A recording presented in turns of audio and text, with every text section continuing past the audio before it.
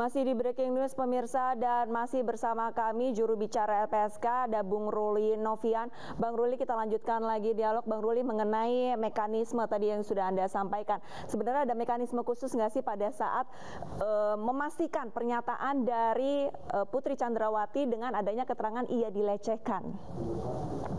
Iya, ini kita balik sedikit ke belakang terkait permohonan awal yang sudah diajukannya ke LPSK dulu gitu ya.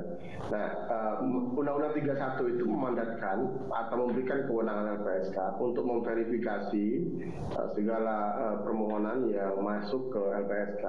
Nah, di pasal 12A Undang-Undang 31 tahun 2014 itu bisa memberikan kewenangan LPSK untuk bisa meminta keterangan dari pihak manapun atau meminta informasi baik lisan maupun tertulis dari pihak-pihak yang berhubungan dengan atau terkait dengan permohonan perlindungan, termasuk meminta informasi dan keterangan atau perkembangan penanganan kasus dari penegak hukum. Nah, itu memang hal yang kemudian menjadi senjata LPSK dalam tanda kutip ya, maksudnya hal yang bisa LPSK lakukan kemudian untuk melakukan pendalaman terkait dengan kebenaran dari permohonan, kebenaran dari peristiwa yang diajukan oleh pemohon kepada LPSK, pemohon perlindungan maksudnya kepada LPSK, begitu. Baik, sementara itu Bang Ruli, ini pada sidang etik terhadap Baikuni dan Cak ini ditemukan adanya dugaan nih keterlibatan Putri Chandrawati. Kalau misalkan untuk sidang etik kali ini, apakah memungkinkan adanya fakta baru yang mengarah pada Putri Chandrawati, Bang Ruli? Kalau menurut Anda? Saya tidak bisa berkomentar terkait dengan sidang etik ya, karena memang sejauh ini hubungan antara LPSK secara kelembagaan dengan sidang etik adalah pada saat Baradae memberikan keterangan kepada terperiksa yang dalam hal ini menjalankan sidang etik gitu. Tapi kalau apakah bagaimana substansi isi dari pemeriksaan sidang etik, tentu LPSK belum bisa memberikan tanggapan juga. Berdasarkan dari keterangan Baradae, ini Baradae bisa dibilang memang tidak mengetahui adanya dugaan pelecehan seksual, kurang lebih seperti itu ya Bang Ruli? Tidak melihat, tidak mendengar, tidak secara langsung terkait dengan apa yang tadi disampaikan, adanya kekerasan seksual. Karena kan kalau kita lihat kronologinya, sebagaimana yang sudah beredar juga bahwa yang bersangkutan kan seketika itu berada di luar, gitu kan. Atau kalaupun ini diawali pada saat sedang di ruang tamu gitu ya, di ruang tamu kemudian almarhum coba mengangkat, membantu, itu kan tidak terjadi peristiwa apapun di situ. Gitu. Dan ketika peristiwa yang terjadi yang digambarkan dalam konteks informasi yang saat ini sudah kita beredar gitu ya, bahwa yang bersangkutan sedang berada di luar, Jika menganalisa narasi yang sudah beredar di masyarakat dengan keterangan Baradae, kalau misalkan dari keterangan Baradae, apakah ada gestur yang mencurigakan dari antara korban dengan pelaku jika memang benar adanya dugaan pelecehan seksual pada saat itu, Bang Ruli? Kita nggak tahu ya, apakah kemudian Baradae punya kemampuan untuk menganalisis hal tersebut, karena kan nggak bisa juga kita sembarangan bicara ketika kita bukan ahli atau psikolog atau pengamat gerak tubuh gitu ya. Tetapi memang keseharian yang kami terima bahwa antara almarhum dengan keluarga Verdi Sambo termasuk Ibu PC memang adalah baik gitu, kondisinya baik, hubungannya baik, bahkan menurut keterangan bahwa almarhum adalah orang yang sangat dipercaya oleh keluarga. Baik, berarti dari keterangan Baradae sendiri memang tidak melihat adanya tindak tanduk yang mencurigakan seperti itu ya, seperti adanya keterangan dari Ibu PC sendiri pelecehan yang dilakukan oleh almarhum.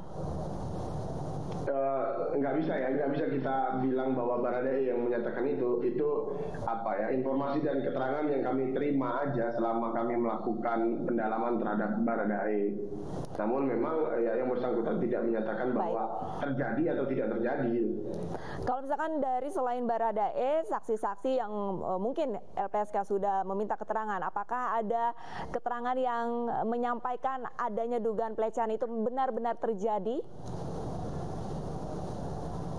Sejauh ini apa yang dikonfirmasi atau diamintakan informasi dan keterangannya oleh LPSK belum ada yang mengarah ke situ. Belum ada ya, berarti memang bisa dikatakan tidak adanya pelecehan seksual yang dilakukan oleh almarhum terhadap Putri Chandrawati. Ya, balik lagi saya bilang LPSK belum yakin itu terjadi, tetapi bukan berarti itu tidak terjadi gitu ya.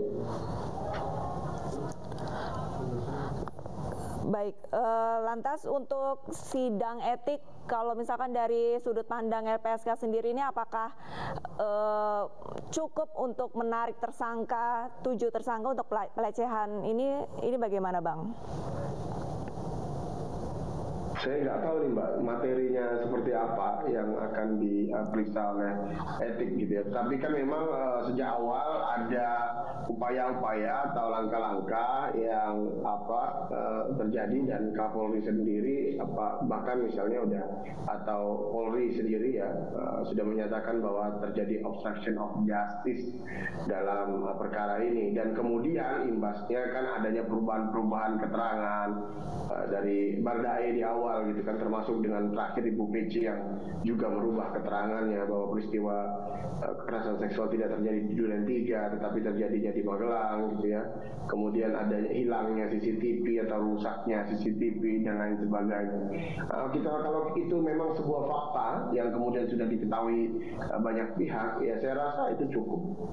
Baik, berarti memang belum dapat dipastikan. Tapi kalau misalkan dari menurut LPSK sendiri, Bang Ruli, keterangan atau pernyataan dari siapa saja yang paling penting mengenai kasus pelecehan Putri Chandrawati?